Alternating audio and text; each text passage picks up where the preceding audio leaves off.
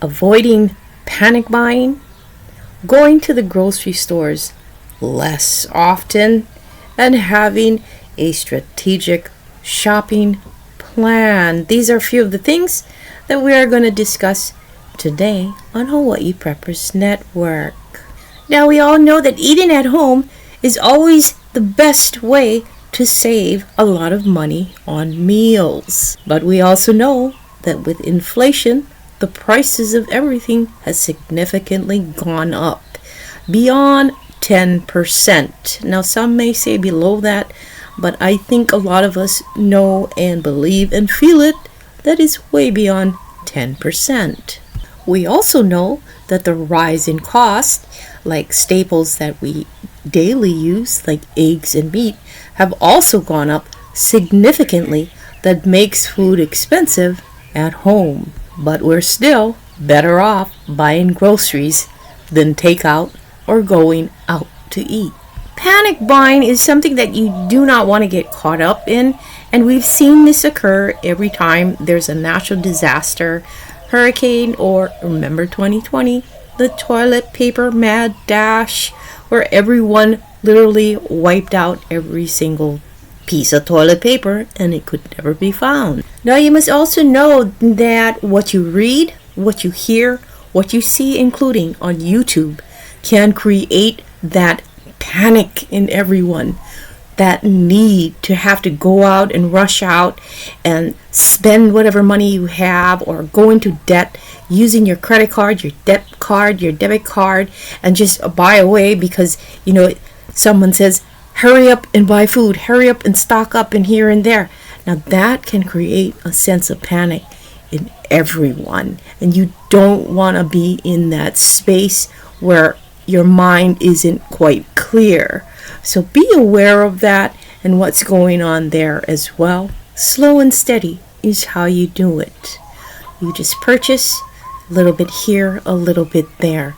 You don't have to do your purchasing, your food storage, all in one fell swoop and go into debt regarding that. You don't want to do that. So you do that slow and steady. Don't do that in any type of panic mode. If you see things, you read things, you hear about things, allow that intuition, that inner compass of you to guide you, to bring to you a greater clarity of things, to help you to see better and to go in the directions that you need to go without overspending and panicking. Now, if you've been preparing for a long while, maybe a year, maybe a couple months, eventually you'll notice that you are developing or have developed a routine, a pattern in how you do things and how you go about and collect your essential items, food items, tools, water, medicine, all of these supplies. You'll get the hang of it and you'll have that routine developed in you, when to go, how much to purchase. Stick by that routine so that eventually you won't have to go to any of these stores very much. And this is something that is a process.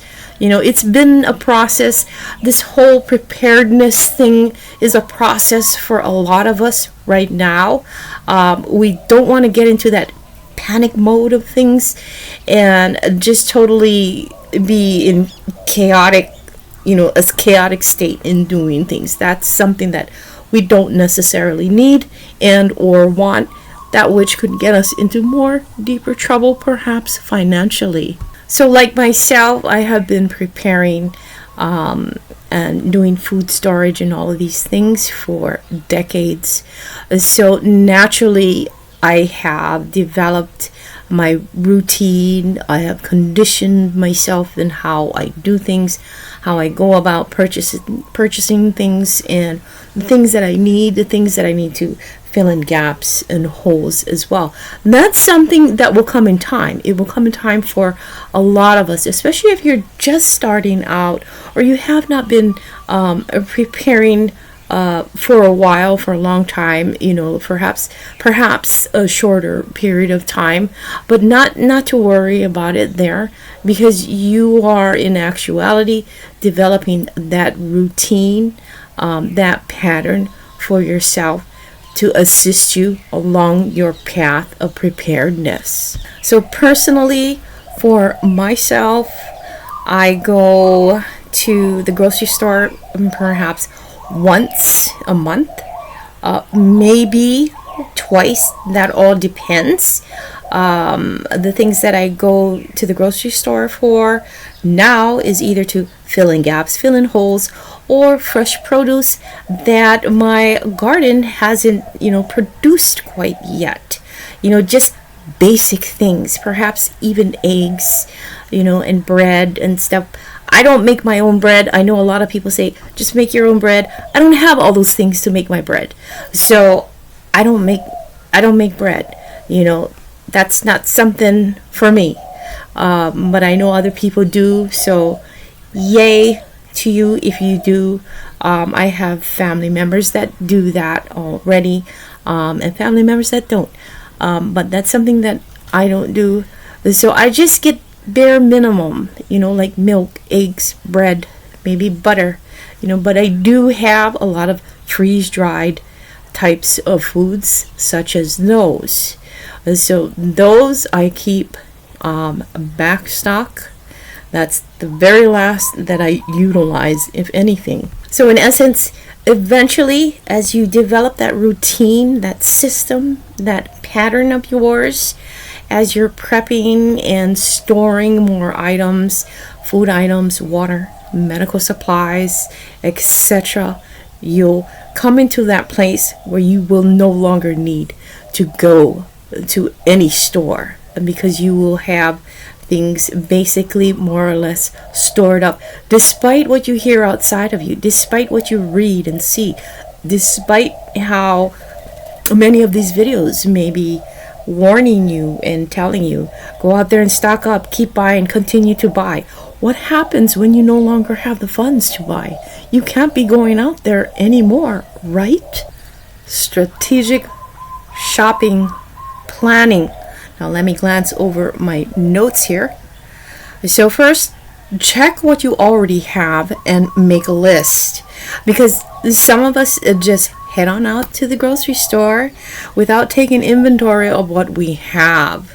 Get into the habit of creating that list for yourself, and you can go into your notepad on your phone and just jot down a list of things that you need. Look in your refrigerator, your cabinets, your short-term food pantries. Look in there, and the things that you need to fill in gaps, and make a list. Create a list so that you don't deviate off that list while you're at the shops and grocery stores. If anything, take a snapshot of what you have in your home before you leave. If you don't want to create that list, take a picture so that you can show that picture to yourself while you're walking around the shop and you're looking back and forth and seeing what you don't have in that photo. You also want to avoid impulse shopping.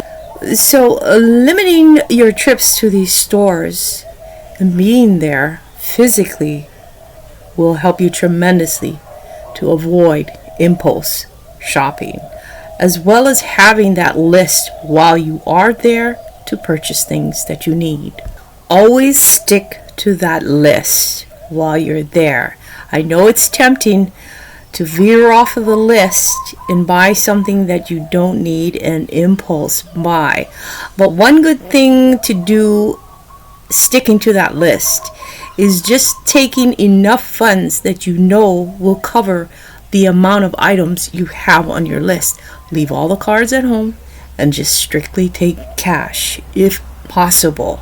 That way you more or less can play around with that amount of money that you took with you, and that is all you are able to purchase. Now this might be a toughie, it might be a challenge, but to me it's the best, because this is what I do when I go.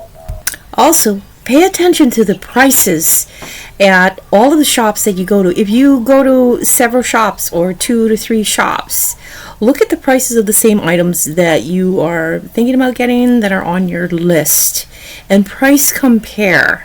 Now, we all know that with inflation, these prices will definitely be totally different, probably within a day, a week, and or a month. So it's great to get in the habit of price comparing and figuring out where would be a better sale for you to gather those items. So always price compare and check on the shrinkflation as well. That is something that a lot of us are also being aware of. Now, people also use coupons. That's a great thing. But like for our Sunday paper, our coupons are rubbish. They're basically downright rubbish. There's nothing in it, in my humble opinion. I don't see anything in our coupons in our newspapers that are worthy of clipping out, versus 20 years ago. 20 years ago, those coupons were like, yeah, but now they're complete rubbish. Now, if you have your favorite brands of food, by all means, do get them. But we've all been learning that a lot of us, including myself, have been going for the generic brands, the value brands, the store brands, names of these canned goods or whatever items that we happen to stock up on. I think only because the prices are much lower, but it is, going up as well. The taste might be slightly different, but we can get used to it. I'm used to eating whatever I purchase, and the store brands I find are, comparable. You can also use credit cards strategically. Now, there are some cards that you can earn cash back and rewards when grocery shopping or buying gas or even going out and taking trips. But you want to remember to always pay that card off in full each month rather than carrying a balance. You don't want that. You could always bounce to several different stores, several different warehouse stores in doing your purchases. For myself, the stores that I go to are very close to each other. There's basically just 3 that I go to, and they're very close. They're right down the road from me. I don't venture and go all over the creation just because an item is way over there and it's 2 cents cheaper than the item right down the road from me, which is maybe 3 cents more, so I don't want to travel all over. To me, it's counterproductive, and I end up wasting more gas going farther for the same item just for 2 cents more. So that's something that you're going to need to use your own discretion on and decide for yourself how you want to do these things and go about these things. But for me, it's just not counterproductive to be wasting gas on 2 cents. Now, wholesale clubs are another great strategic planning to stocking up, especially in bulk, because everything is in bulk, and it's low cost per unit, which is appealing, especially if you have a big family. Now, for someone like me, it's just me and my husband, so I would have to be very selective while going into these bulk stores. I can't just go in there and buy a bag of salad or some other produce because it's in bulk and I'm going to need to use that up before it expires. And any produce does not last very long. I know some of it you can freeze, you can dehydrate, freeze dry. I don't have a freeze dryer, I have a dehydrator, but it's just not cost effective. Some of the items, yes, like paper goods, toilet paper, perhaps some of the canned good items as well, but it's a bulk store. So that's something that you really need to think about going there, especially if you don't have a big family. If there's just 2 of you, I think it's best to go to your regular grocery store, because can you eat all of that within a matter of perhaps maybe a week. How long will that last you? So a lot of stuff doesn't last very long, especially if it's fresh produce and you're buying in bulk. You might, not might, you're actually wasting money by buying in bulk. So this is something that you'd have to think for yourself, for your family. How many of you? Is it really cost effective? Is it really cost efficient for you to stock up on these bulk items? Maybe a few things, like myself, just a few things, but not a lot of things when it comes to there, because I know that I can eat so much of something and my husband can eat so much of something. I eat more different types of vegetables than he does. So that means I'm gonna really need to stuff myself continuously until I run out of that produce or vegetables, fresh produce, fresh vegetables, because he won't eat it. And my freezer only has so much space. My refrigerator only has so much space. So a lot of these things you're going to have to take into consideration and factor in the space and the amount and how much, and is it really worth it? If you have any tips, ideas, advice to share, please feel free to add them below in the comments. I am more than happy and excited to hear about what you have to add to the community to help us all. Not just helping me, but helping everyone, all of our subscribers, people that happen to just pass through this video. Anyway, guys, this is about it. Have a great weekend. Aloha.